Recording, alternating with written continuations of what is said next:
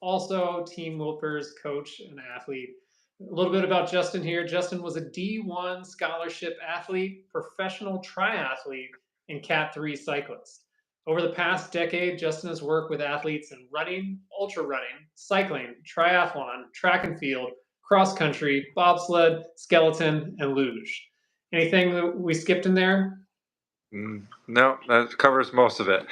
All right, not a bad decade of work there. So, Justin, obviously, I thought for that and many more reasons, you would be the perfect person to talk to about multi-sport training and how to combine and use cross disciplines to ultimately help the sport of choice. So, going to kind of start off with an easy question here, which I think is just important. I always like to let people know. So, as an athlete yourself, do you mind sharing kind of what you're currently training for and what a typical training week is looking like for you these days? Yeah, no, great questions, and thanks for having me. And hello, everyone. Yeah, so currently this year, my focus has been kind of getting back to the things I enjoy.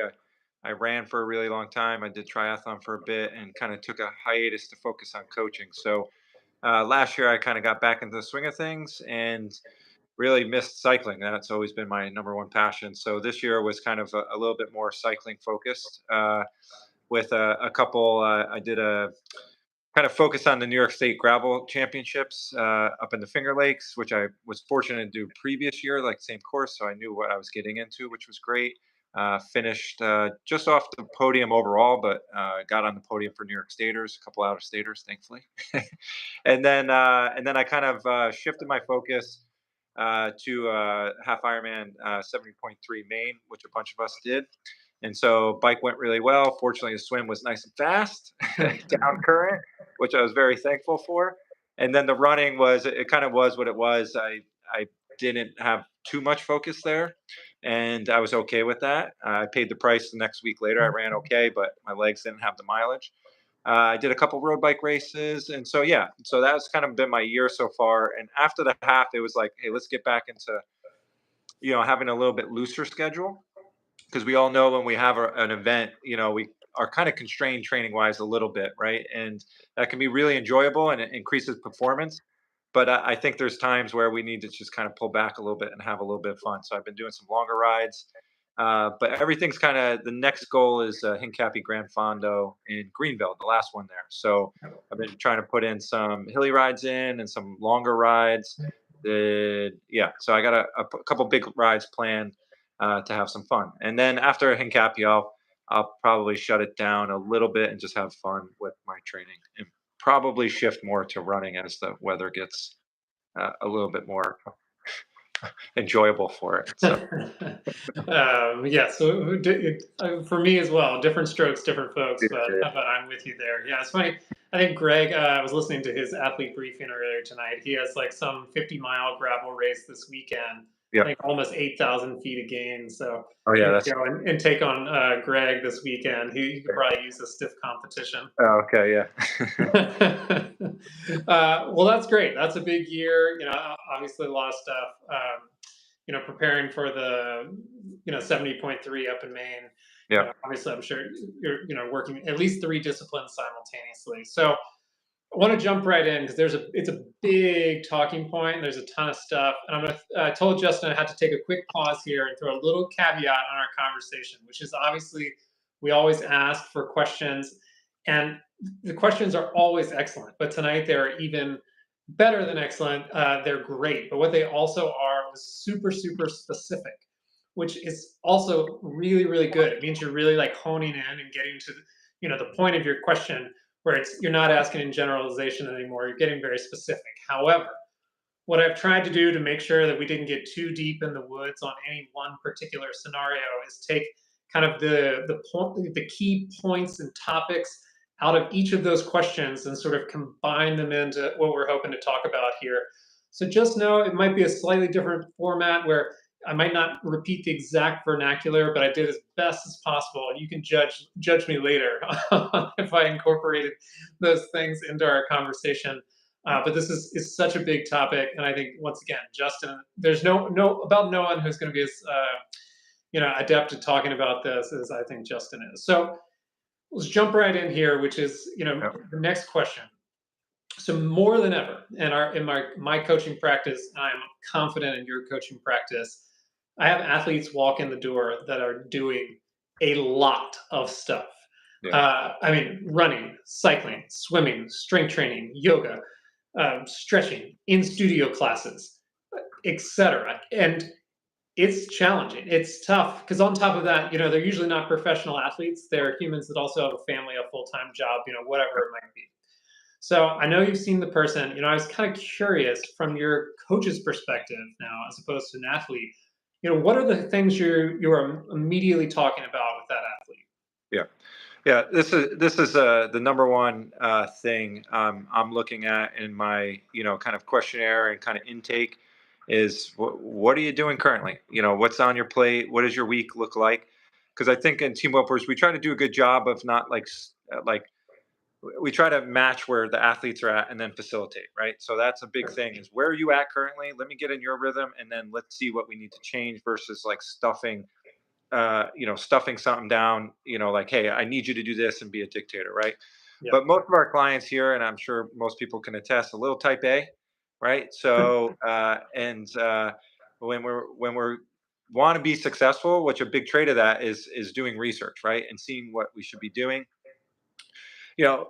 We can add to the list too, right? Like, let's listen to Andy Huberman and Peter Attia, and then we're supposed to be doing 20-minute saunas every day Sure. and ice baths for 20 minutes. Like, it Yeah. starts to become these are all fantastic pieces, but how do we fit the pieces into the puzzle, right? And that is the key aspect, right? I've done professional, triathlon, and I worked through it a little bit, so I had to find like how much time do I have and then how do things fit in, right? Because we're kind of a pitcher, right? If you imagine like a pitcher with water, right? Like everything just keeps adding into the pitcher, right?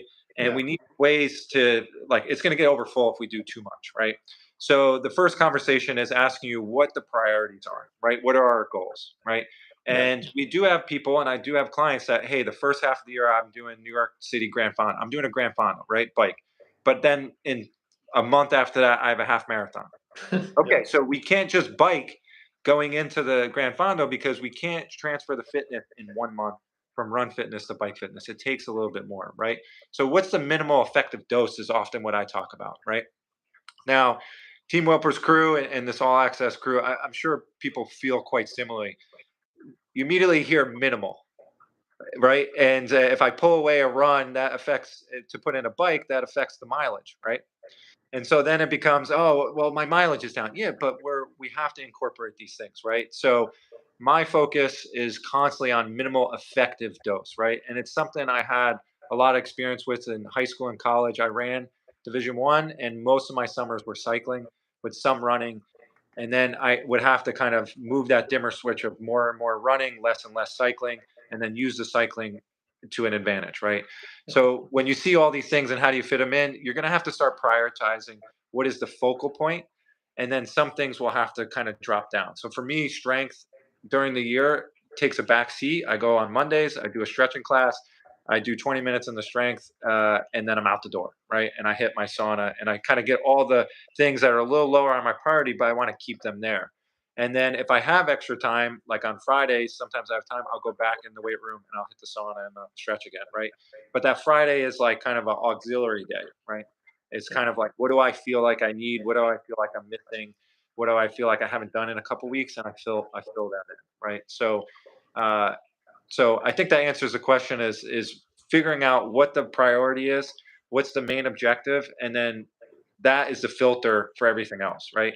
Because Sure. if a half marathon or Chicago or a marathon is the focal point, then the bike is going to take a little back seat, and yoga might come up a little bit more because we're pounding the pavement, and we might need a little more flexibility or something like that. So it's just navigating and seeing what the time allotment is, and let's not forget about work.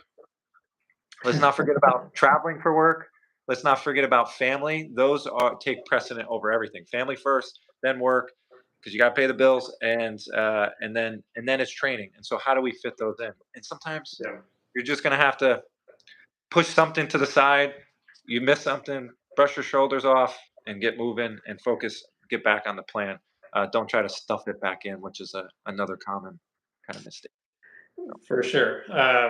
For sure. And, I just kind of want to piggyback on something you said and I think kind of drill in. I don't know if you do this with athletes, but, I think a lot of people, when they undertake these big things, and you mentioned the Fondo and a half marathon, you start at the beginning and think about like the amount of work that you have to do to get to that goal. yeah. But I know I heard you allude to it, but I thought it'd be helpful to share. It's I like to work the other way, which is I'll start with the personal schedule Hmm. and I'll ask the days that are available, the Right. time slots that are available, and Yeah. then I figure out how much time I really have to work with. Back to that picture. Like, there's Hmm. only so much room in the picture. So if I have someone with 6 hours a week, Yeah. it's going to be a very different schedule than someone with 10 hours a week, even if they're the exact same type of athletes. And Yeah. you have to, work from that point backwards of to the sauna protocol, the ice baths, the Yeah. foam rolling, stretching, yoga. They're all awesome. They're Hmm. great, in effective doses, but they don't replace the workout either. So you have to figure out really like how much time you have available and prioritize the things within them. And then, to your point, it's you layer on the other things on top of it, but you can't exceed that time cap. So for people who are maybe struggling with this, I might encourage you to kind of do that backwards engineering, pick the time cap, build it into the schedule, then figure out how much you can fit into that allotment. Yep. Yep. For sure. Absolutely. So to get a little bit more specific now, so people are doing all sorts of things. We are really focusing here on two things, which is running and cycling. We've got our running side Mhm. of the challenge, we got our cycling side of the challenge, and then obviously within team whoopers, we have triathletes, we have swimmers, we have et cetera. So big two we see, and I'm sure you see once again all the time: run, bike, run, bike, run, bike. So let's start with the bike focus, Mhm. mostly because I'm always catered mostly to the runners first. So we're gonna start with the bike first tonight. Yep. So this I think will be right down your sweet spot, as you said. Yeah. Someone really pushing the bike this year, but wanting to make sure that you're also running. You had to go run a half marathon at the end of that 70.3. So any kind of tips on how to incorporate running into a cycling schedule? Yeah. Yeah. This is a great question. And so the first thing I'll say is there's always different levels, right? Beginner, intermediate, and advanced, right? So it's just kind of being mindful where you're at. And if you think you're one level up, just assume you're one level down. So even though I was advanced at one point, I'm like, nah, I'm probably intermediate. So I'm going to take the beginner strategy because the tough thing with cycling to running, like you're mostly a cyclist or running, is if you have a really big background in cycling and not a lot of background in running, uh, the biggest difference is just the pounding of running, right? So bone density, your tendon health, all these things come into play when we get off the bike and come to running, right? So oftentimes what happens is we have really big engines on the bike, right? Like we're super powerful. We can go for hours and the engine is ready to go, but the struts and supports and all the suspension is not quite ready for it. So I really recommend like always it's not related on like how hard or heavy your breathing it is because that will never match up to your fitness from bike if you're bike focused to the run, right? Like you can empty the tank, but what's going to happen is there's a delayed effect, right? So there's a like 2 days later sore, or you just keep piling up too quickly, which I see pretty often. And then it's like 3 weeks in, and it's like we have some tendon health issues. Plantar fasciitis, IT band syndrome is pretty common, or hamstring stuff because just the positions on the bike, those tend to be the most underutilized, right? So the thing is just start slow and just don't bite off more than you can chew. So I literally start at like 20-minute runs, and I used to be able to run 2 hours no problem, but it's like I haven't done that in a while, right? So I'll take my time and I'll run based on heart rate instead of pace, because a lot of the times we're figuring out pace a little arbitrarily, right? So if I look at heart rate and just stay on my Garmin watch or something in the semicircle, and I stay in the green, that means I'm aerobic, right? But walk jogs are really good, which I do as well. Yeah, Uh, likewise. yeah, like I'll get off road. I'll try to get off road on instead of pounding the pavement. I'll try to find rail trails that have dirt. I'll try to run off road.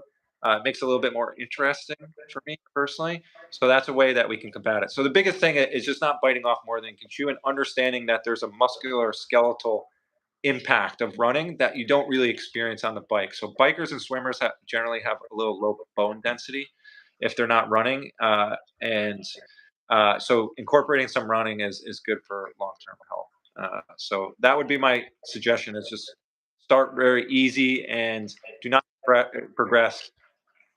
Be patient on the progression, because you can get hurt. A question for you, just because people who have listened to me talk a lot, or some of these people have listened to me talk a lot, Yeah, is I'm a little sometimes I'm picky on heart rate, which is heart rate's a great metric, but what I get picky about is like how heart rate zones were found and established. right. If you're following me, I am. because obviously things that come in prefab on the Garmin designed for someone out there, Right. but not everyone. When you're working with athletes or on yourself, are you doing anything in particular to like find the most accurate heart rate zones? Yeah. That's a good question, and it's something I've been kind of exploring. I grew up running without GPS or heart rate or anything like that, so I tend to go to effort, like RPE scale, and basically, can I talk or not, right? So the best thing you can do is, if you're getting off the bike and going for a run, get a running partner, and not someone who's like the marathoner. Like, grab a bud, another cyclist, and just talk. If you're talking and you can talk and chat like we're doing right now, which is what I do every Tuesday morning at 6 a.m., it just limits the pace from us going too fast, right? If it starts Yeah. getting a little quiet, that means the pace is ramping up a little bit, and we might check back. Like, if I know it's happening and I'm tired after a long ride on Sunday, I take Monday off, and then Tuesday I run. I'll just start talking to get the pace to slow down. So, but you can get heart rate in a lot of different ways. 220 minus your age is the most simplistic one. I know Garmin does. You have the option to do a percentage. The zones are based on a percentage off your max, which Yeah. is theoretical, right? You also have the ability to do a percentage of heart rate reserve, HRR, and that's the difference between your heart rate, your theoretical max, and your resting heart rate. Which, if you wear your watch all the time, then that's going to be accurate. If you only wear your watch for running, it's not going to that those aren't going to be accurate, right? Yeah. But the more you utilize the watch, the more it'll kind of hone in on like kind of where you'll be. But my thing is, aerobic, you should be able to talk like we're talking. Threshold should be like Twitter sentences, like, "Hey," and I talk to myself out loud, and I tell my clients to. I'm like, "You're going to seem like a crazy person," but the respiratory rate directly is matched up to lactic production in the lab. So if you can talk like, "Hey, Justin, keep it up, good job," and you can say that without having to take a breath, you're probably at threshold pace, right? So yeah, I think I answered your question there. Just basically, Garmin Oh is setting yeah. arbitrary things, right? So don't. I talk about a trilogy. It's like in a movies where they have to like triangulate cell towers to find the perpetrator. So for me, An it's old one movie. corner. Yeah, right. One corner is we need Liam Nielsen here. Um, but one corner is effort and perceived like subjective feeling, which, if you really dive into stuff like objective measures, aren't always the best measure of where you're currently at. Like, if you ask a person, "Hey, how you feeling?" Sure. That's it. So feel, heart rate, and then pace or power, right? And if you have those three, you can kind of triangulate on any day, like where you're at, right? Because sometimes heart rate, if it's hot out, is going to jack up even though you don't feel too bad, Yeah. right? So that's going to be a little bit off. Although most of the U.S. is in the heat bubble. I feel bad for the people in Texas and everywhere else. But and then power and pace don't tell the whole story either, right? Sure. Because undulation of terrain, unless you're on, unless you're indoors, which is indoors is more of like super precise. Mhm. But indoors can be hot. Your AC is not Sure. working. Your heart rate is going to jump up. And something I heard is, inside heart rate is about 15% higher than it is outside, Mhm. and power is about 15% lower. And pace on a treadmill, obviously, you need incline there. So Yeah. there's a lot of things to navigate with heart rate, but just talk. Yeah. Talking the easiest thing to do. Okay. It's great. Yeah, my point being is if you something is off on the Garmin, doesn't seem right. Zone 2 training is all the buzzword these days. Yeah, Which it's got plenty of value and plenty of things that could be yeah, forgotten. But don't trust what's on your assigned metrics. As Justin mentioned, there are about a half dozen ways to like get much more accurate or much more specific, and it's worth exploring those if you want to like use heart rate really as a metric. yeah, yeah. And on that note, it's like something I learned in a biorobotics class is all sensors suck. And as soon as you started with that presumption when we were like planning robots, like the Garmin is not 100% accurate, right? And their metrics as far as their like awareness or intelligence, it's not quite there. So like if you're like unloading for an event and it says you're detraining, I've had that people freak out. Right. And then I send them the meme where there's this meme that's a person with a dog and the dog has a Garmin face and he's like, "Oh, does it bite?" And it's like, "No, it can hurt you in other ways." And it's like you're detraining, and the person's like, "Ouch." Oh So man, be yeah, mindful. I've been there. That's a rabbit hole I'll avoid for now. Yeah, But yeah, yeah, let's jump back. So we talk about incorporate running into the bike. yeah, So for the runners out there, and right now, people are in their endurance cycles, yeah, and it would be very, very common, especially among like adult runners who are past college age, to incorporate either cycling or other sports. But once again, for this conversation, let's talk yeah. about incorporating cycling into an otherwise running routine. Any suggestions out there? Yeah. This is a great one, and this is yeah. The first caveat I'm going to say is you got to throw out like your weekly mileage, right? Like if we replace one run, even an easy short run, we're talking somewhere between 2 to 7 miles, right? So if you're trying to hit 60 miles a week, like, and you're at 53 and you put a bike in there, you're actually like, I think people are better off, but people are stuck to their Strava and their Garmin and how much mileage they're doing, right? They want to see that number. And if you're going to incorporate other things to kind of offset some of the detriments or like pain points of a certain discipline, which running is pounding the ground, right? So we can incorporate cycling to kind of get off the legs, recover, the musculoskeletal system, the tendons health, and all that stuff. We can stress the aerobic system. We can even stress the central nervous system in different ways, right? In a good way, power development, cadence, high cadence turnovers, stuff like that. So the simplest way I do it is I do post long run, which if you think about it, long run is generally on the slower side of things, right? So the legs are moving slower. So the next day with all my clients, and I've used this workout for myself. I've used it for ultra marathoners, swimmers, sprinters, endurance runners, everything. Is basically like 2 sets of 4 high cadence spin ups just to flush things out. And it's actually a nervous system kind of workout, and it's not a real huffy puffy one, but it's a way to kind of spin out the legs, get fresh blood in, pull the waste out from the long run, and kind of basically like jumpstart the battery. The nervous system, like, hey, wake back up, like let's get freshen up. And everyone comes in Monday, I hit them with a hard workout, and most people are like, I'm surprised at how good I feel on Monday. So a simple way is using uh, the next day after a long run for like an easy spin or like a just ride on Peloton or something like that. Not a power zone endurance class, not any kind of intensity, just kind of a more cruisy, the zone 2 effort, or even easier. Like today I did that.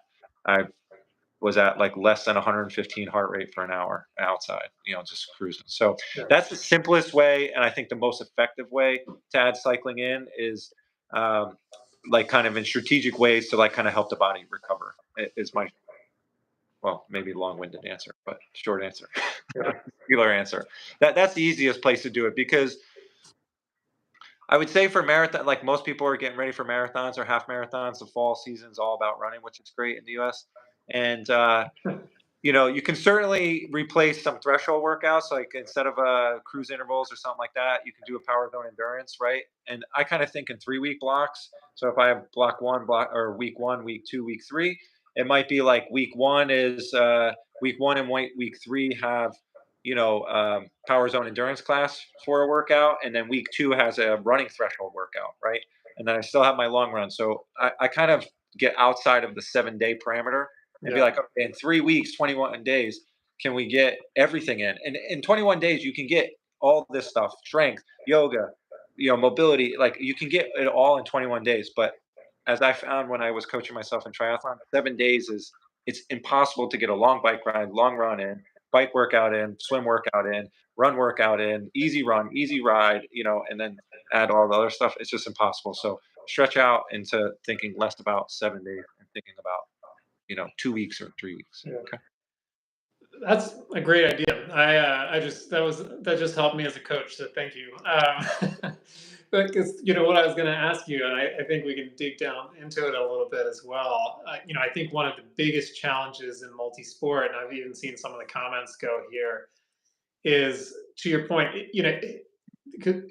If you want to do a little bit of everything, you want to be good at both things.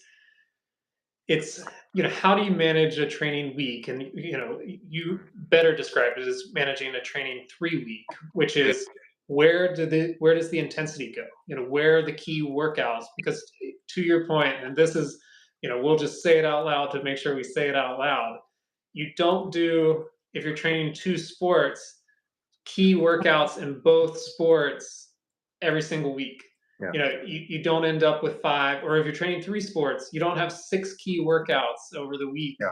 No. And then a rest day. That's a recipe for disaster. The way I've always phrased it and shared it with this group as well. So I don't, for me personally, and you can absolutely disagree. As a matter of fact, I hope you do. I don't care how many modalities. I'm only scheduling 3 key training days across the scope of the week, and everything else, to your point, is becoming Z2 supplemental training. So I'm kind of curious. Let's make it a touch bigger.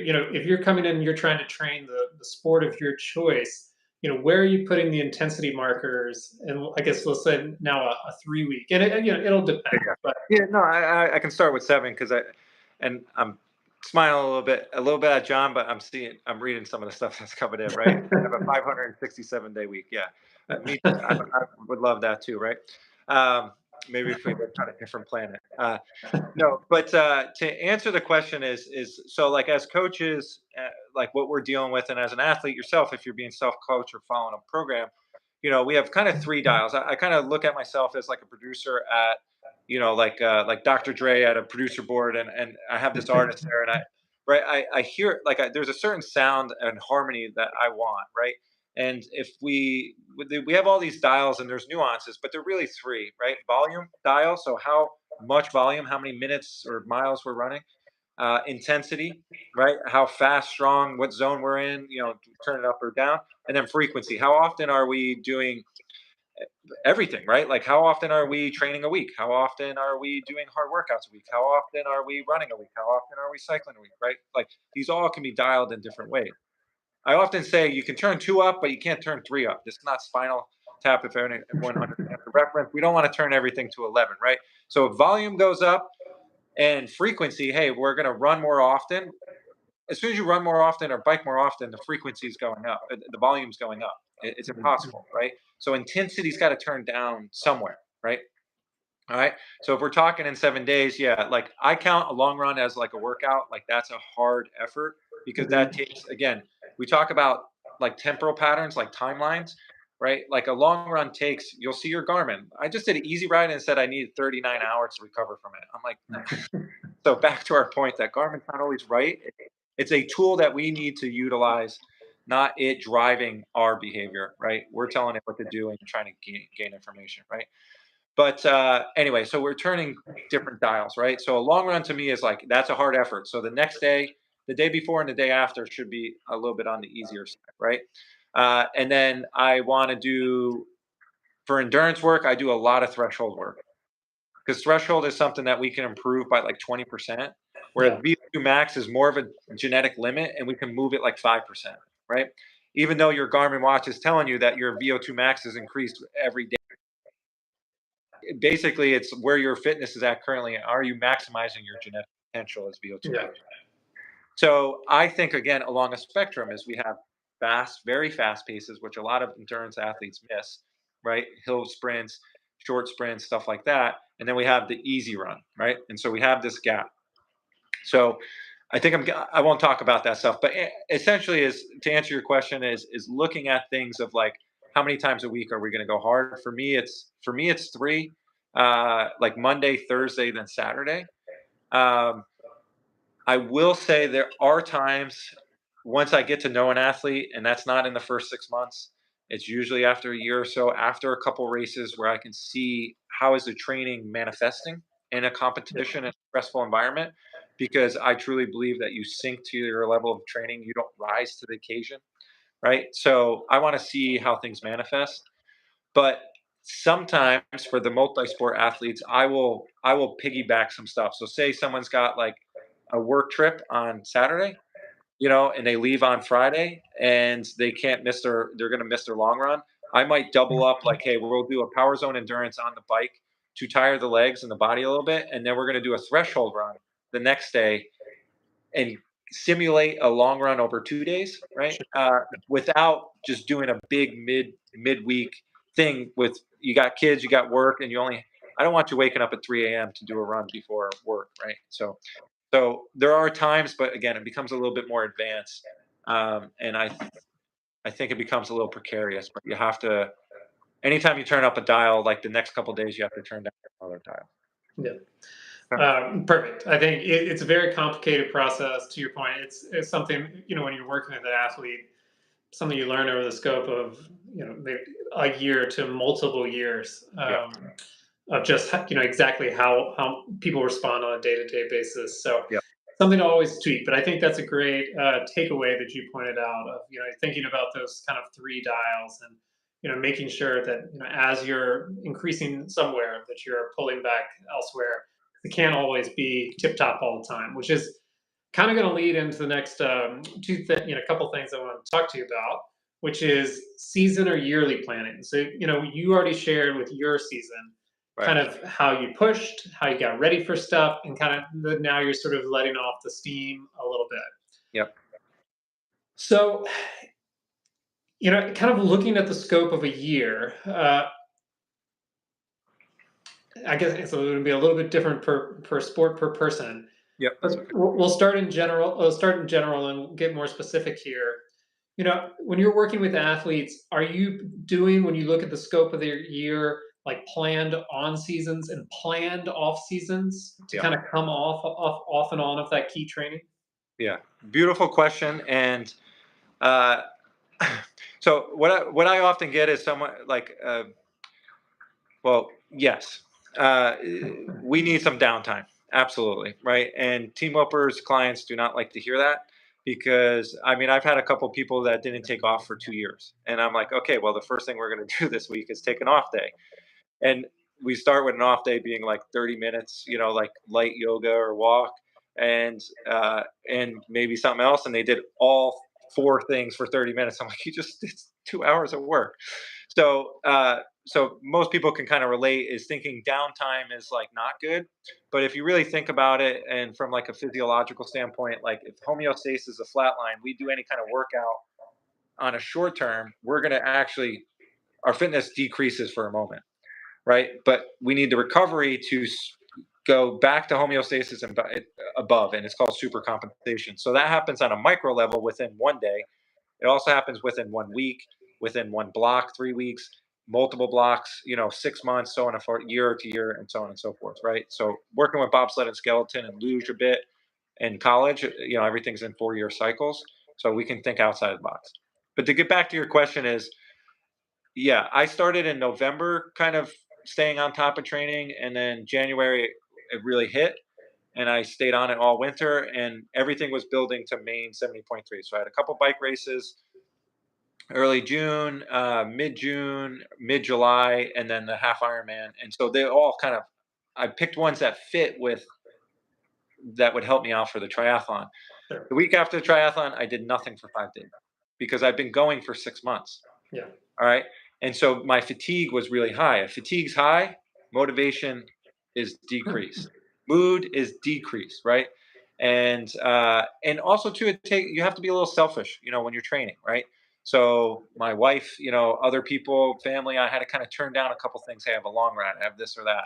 So that was a planned down week. I'm going to take 5 days. I'm going to go play golf. I'm going to go grab breakfast with my dad and mom, like whatever it is, right? And then I'm kind of ramping back up to October and then going from there. But within a calendar year, you need 1 week of nothing. If you're training all year round, you need 1 week of nothing.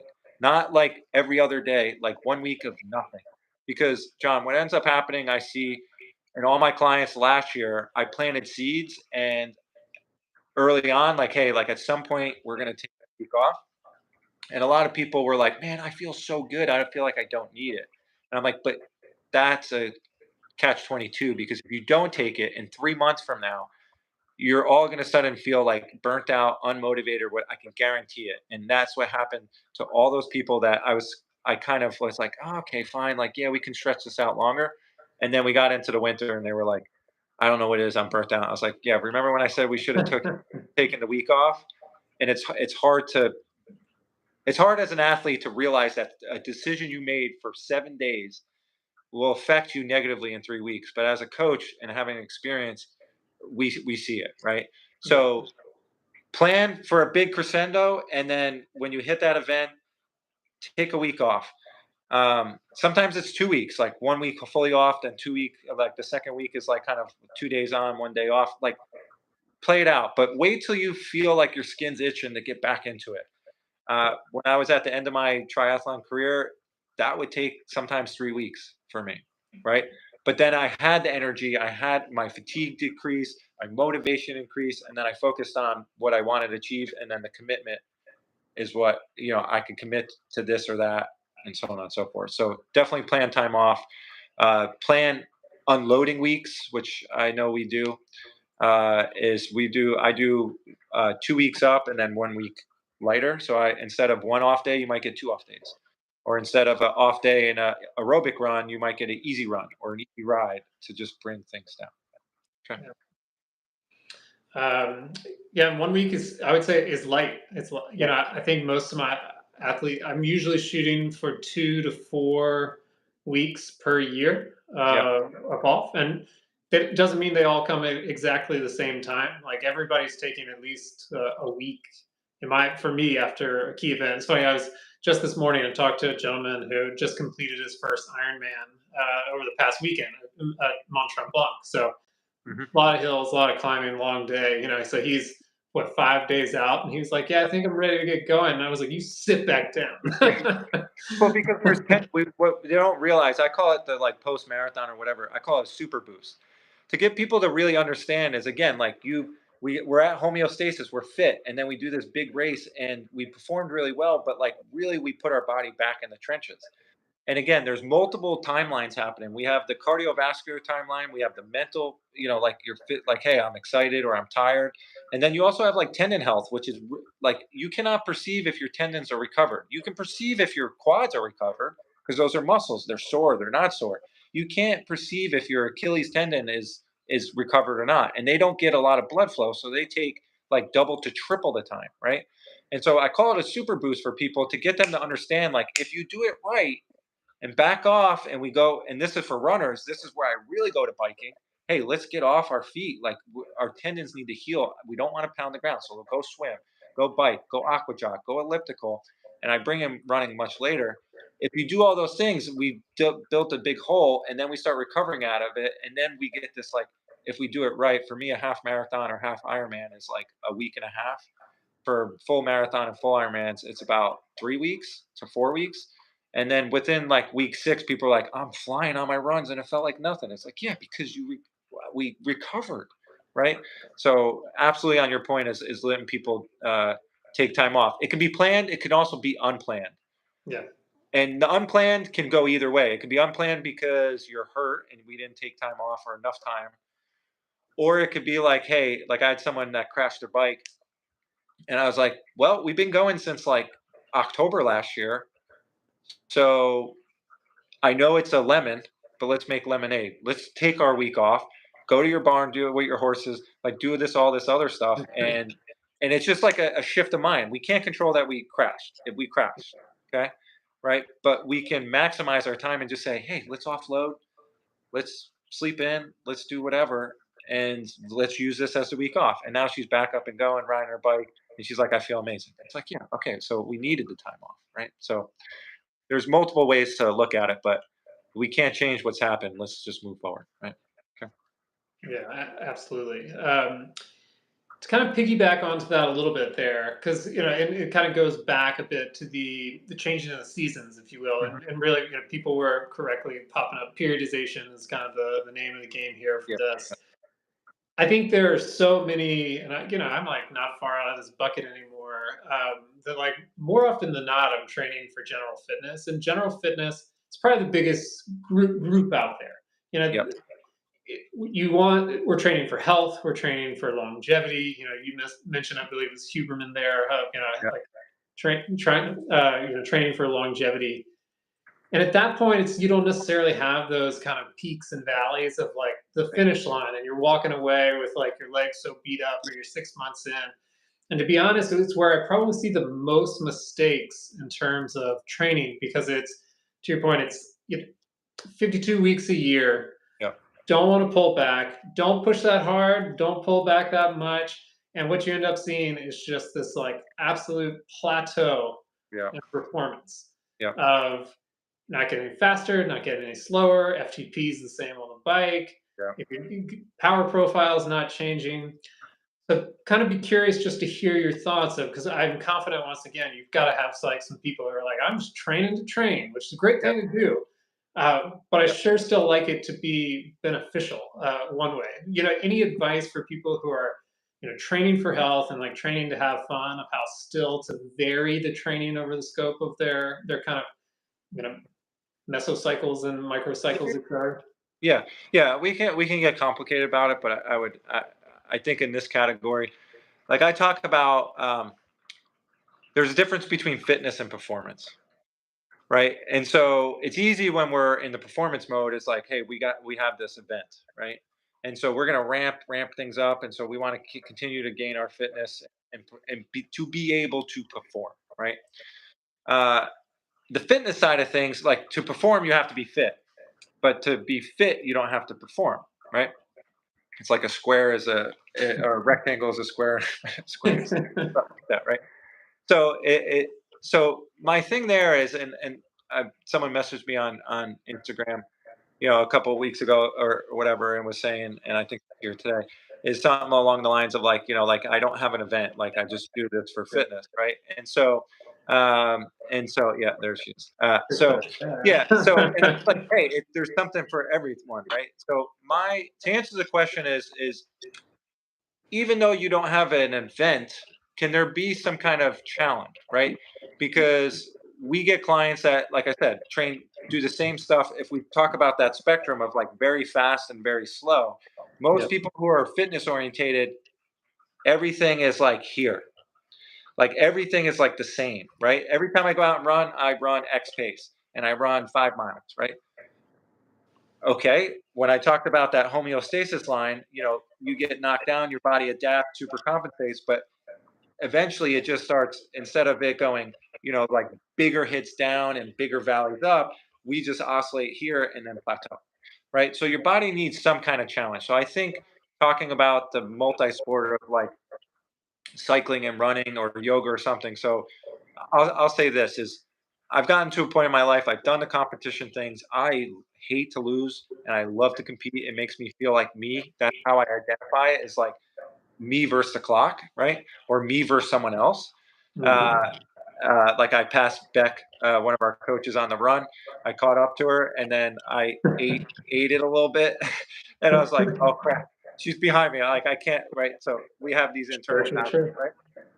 But what I'm talking about here is like I've kind of moved into like what do I enjoy and how can I leverage that within a year and the weather I live in. I live in New York, so we have 4 seasons. So what I like to do is when it's hot, I like to ride a lot and run a little. And when it's cold out, I like to ride a little and run much more. So you can look at where your weather at. If I have clients in Texas and Florida, right? So when it's hot there, it's hot, right? Everyone gets acclimated a little bit, but I'm like, hey, in the wintertime, let's try to run a lot more. And in the summertime, let's see if we can bike more. Even as runners, like, hey, let's pull a bike in. Let's not be outside, like when it feels like 120 outside, like it was in Tampa the other day, and it's been in Texas, right? So I try to leverage things. So, like, maybe it's like, hey, I'm going to do in the concept of periodization and planning, there's block periodization. So for these 3 months, I'm going to cycle and kind of do yoga and kind of run once a week each, right? Then the next 3 months, I'm gonna shift into I'm gonna do maybe 50-50. I'm gonna focus on cycling and yoga, and running will be there one, right? And then later it might be, hey, I've done my running, slowly progressing it up. Now I'm gonna do a running block in the fall. I might do some challenge. I want to see if I can run 10 miles. I want to see if I can run a 5K. I want to see if I can run 20 miles. I want to see if I can run this big loop, around a mountain. Whatever it is, you create some challenge, but all the fitness has progressed to that challenge, right? It doesn't have to be event. I've plenty of people who do not race at all, and they find things to motivate them. So like cyclists that do like trek travel trip, right? Yeah, So that sure. like Yeah. all their thing is like, hey, I want to go on that ride. I want to be able to ride with anyone. I want to be able to enjoy it, and I want to be able to like not be dead at the end of the day and enjoy a glass of wine. Great, that's a huge thing, right? So we can find ways to be competitive without competing, if that makes sense, right? So figure out what works for you, and you can do focal points of a month. You can do a week. You can do 3 months. You can do 6 months. But right, this is where these all access things is like you can pick one, and you're kind of guided through something, and then you can shift to another thing. Just know anytime you shift, there's an adaptation period, right? There might be some soreness and some other things like that, right? Yeah, what I was gonna it was you're headed there, but I was like, we're gonna pick on some people right here a little bit, Yeah, which is you shift in the seasons and you push on the bike, and then when you push on the bike, we talk about you drop off on the run. right. Yeah, You're pushing on the run, which means you pull back on the bike, and then when you come back later the next season, yeah, what I see all every single time is that people want to pick up at the FTP they left off, yeah, the pace they left off, yeah. and if they know, which they do know, that it has gone down, which was the plan to begin with, Right. Oh, they hate it. they'll fake, they won't take a new FTP test, they won't drop down manually, they'll just like kind of fake it till they like feel like they get back into it and can try again. Yeah, So I've baited you a little bit here on where I want you to go, but I'm curious, with your athletes that are shifting sport and shifting focus within sport, even if they haven't dropped yeah, it, how are you kind of resetting the baseline coming, into a new season? yeah. That's a great thing. This goes for our week off or 2 weeks off. This goes for coming back from an injury. This comes to any transition, right? We all do it. Like I had a FTP test like on the schedule, and I was like, man, I haven't done one of these in 15 years. Like, and I remember my old number, and I was like, man, I don't know what I'm gonna do if it's less than that, but I know I haven't been doing the work. So I gutted myself, and it wasn't even close. And it's an ego hit, right? Like for any of us, right? But again, I tell people, I said, who's leading who? Is that FTP number that your sole definition, right? I used to coach college and teach, right? Like, is your whole identity wrapped around your IQ or your SAT or ACT score? Is it just solely your job or how much money you make, right? There's more to life than just some singular metric, right? That defines us, right? VO2 max, like my VO2 max used to be like 70.2 or something like that.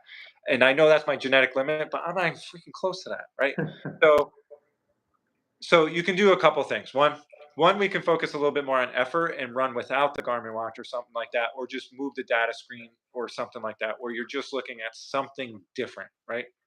So sometimes you'll see in races like the professionals will tape up like certain numbers, like they'll put tape and so they can only see a certain number because they know it might mess with them mentally. So even the most experienced people have a challenge with this, right?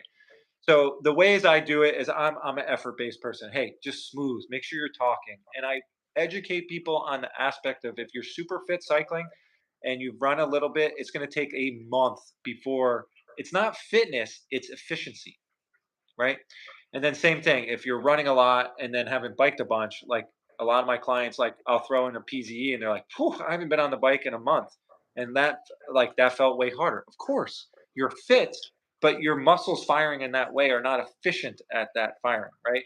So I think it's a little caveat of helping people understand that it's not really a sign of their fitness. It's a sign of the efficiency, and that you cannot. There's no singular indicator that says, "Ooh, I'm at my max efficiency," right? Like it just doesn't exist, right? So if you take that in, pull back a little bit, and then this is where like sometimes I'm like I'll try to like get away from certain things. Like I'll say, "Hey, go ride 90 minutes and just have fun," right? Like if they're real run fit and haven't biked in a while, and same thing if cycling fit and they're gonna go run, I'll say like I might do something like, "Hey, we're gonna get off the track," or "I'm not gonna do anything on distance. Let's just go 1 minute on, 1 minute off," like so, right? So just trying to get people to not focus on it, even though every person does, even the most experienced people, even your coaches, we all experience that. But again, who's leading who? If I'm going to be upset about my number, I don't do this to be upset about my numbers. Like that's not fun. I don't enjoy that. Um, I would say the other side of it is also don't ignore it, right? Like some people want to ignore their numbers and pretend they're not there.